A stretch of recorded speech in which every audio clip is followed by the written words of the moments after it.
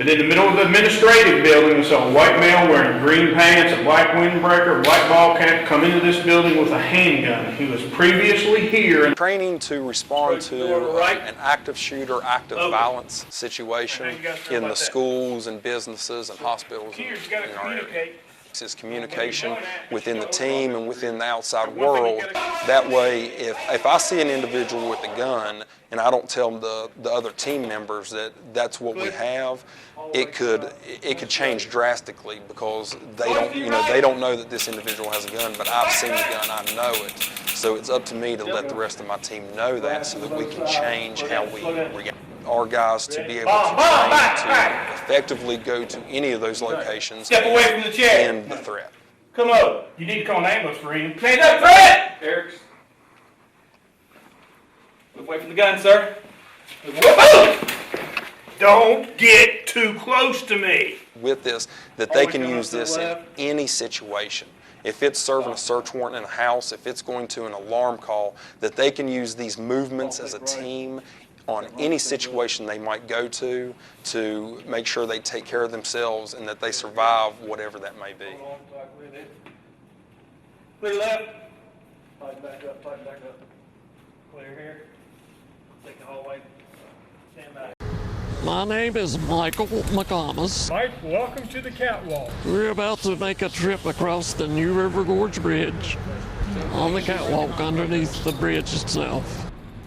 Well, today we have a very, very special opportunity to hopefully provide a very meaningful experience for Mike. The ambulance people do it.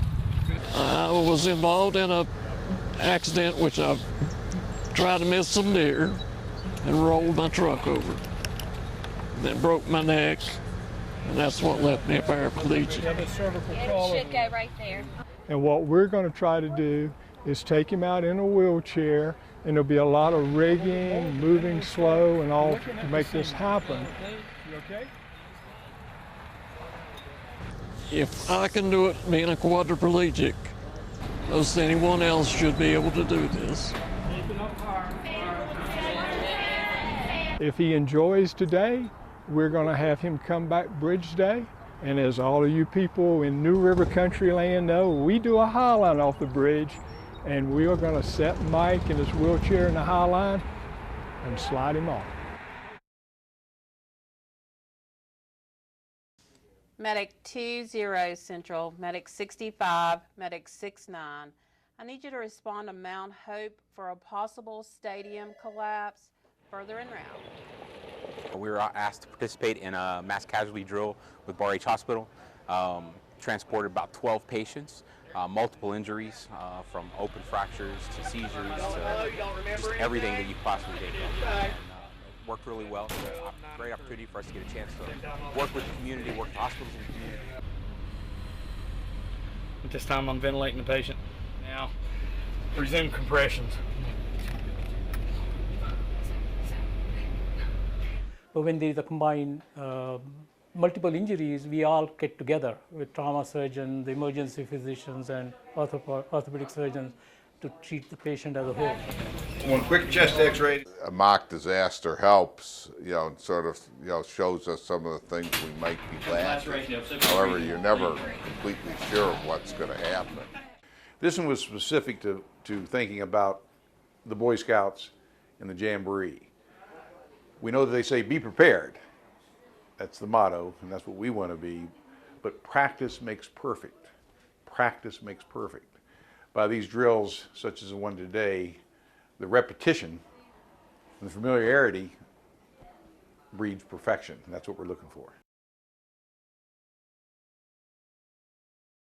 Today, we had a lot of things going on, and of course our parade, that was probably our longest parade yet.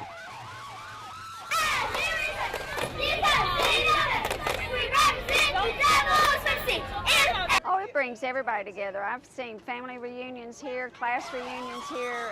The Alumni Association tries to get all their class reunions to come together on this Labor Day weekend. This is our fireman's rodeo, competing on various competitions. These are all related to fire service type events. It's just a chance to get together, let the guys get together on not so much of a strenuous basis as they normally do. Our organization is a tight-knit brotherhood, just like fire departments, and as you can see today, we're here at the Fireman's Rodeo, and a lot of our members are on these fire departments, and they're taking part in the events that's going on here today, and we like to come and show our support to that and to these guys that's out here doing what they do. I've had a blast. I love it. I look forward to it each year.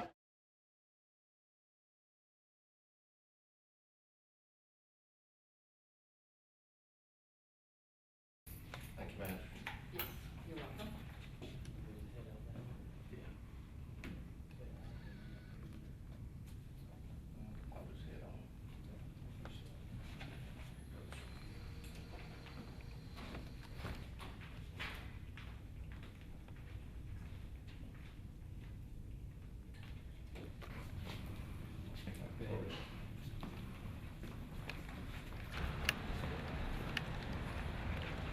Doctor, do you have anything to say?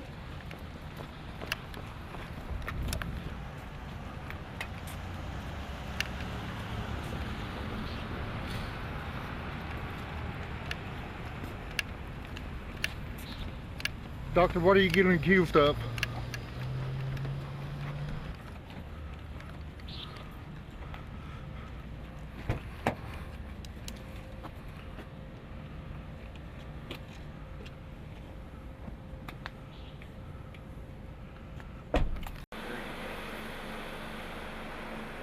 What happened? Hello, how are y'all? Good, what happened? Oh, I have no idea.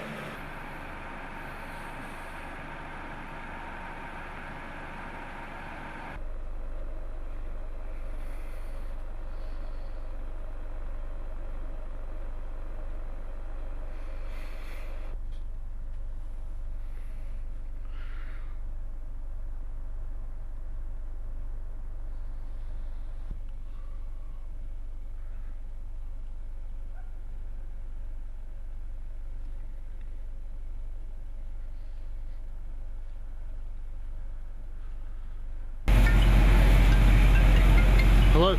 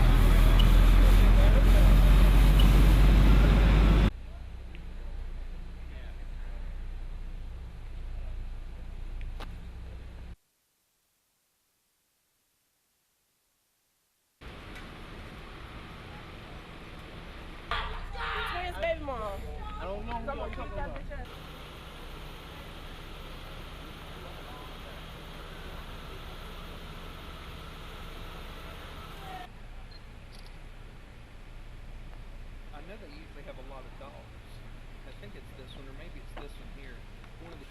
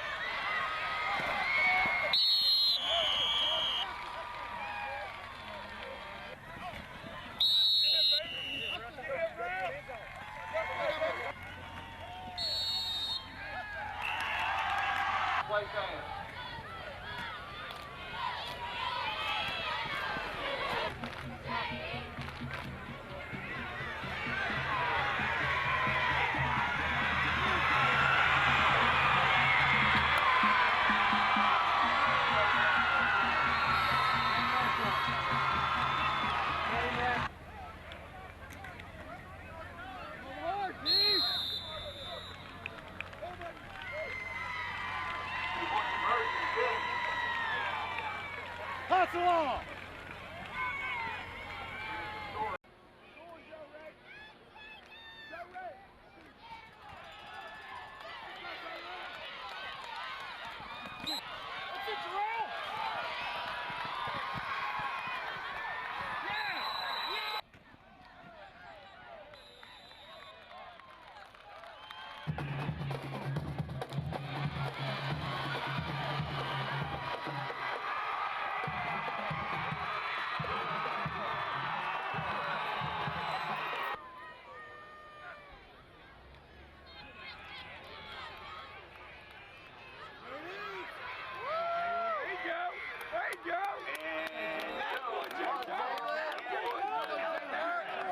You know, I'm driving a brand new automobile. I hate like the devil to run over these truck holding things, you know.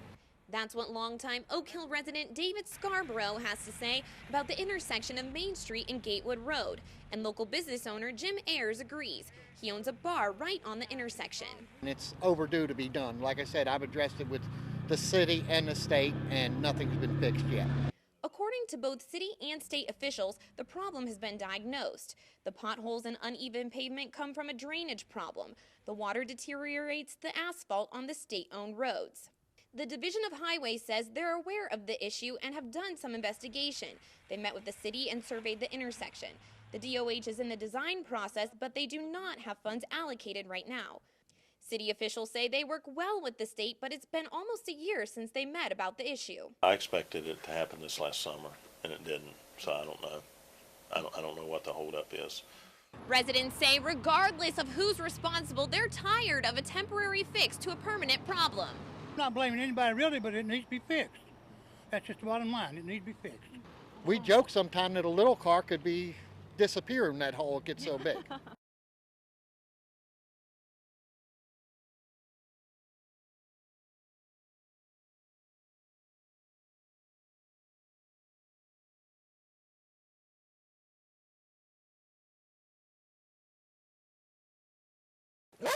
5 of these furry guys make up the Fayette County Canine Unit, and when it comes to search and rescue operations, they can do the work of 10 trained officers. The best partner in the world. He don't talk back to you. He don't ask you, I need to stop and eat or anything like it. This past weekend, Bloodhound Canine Wilbur was instrumental in sniffing down a missing 2-year-old boy in Heiko, and their skills don't stop there. The 2 Belgian Malinois and the German Shepherd are dual trained. They're trained in narcotics detection. They're trained in apprehension and tracking. Our Black Lab is trained in tracking and narcotics, and our Bloodhound, of course, is certified in trailing.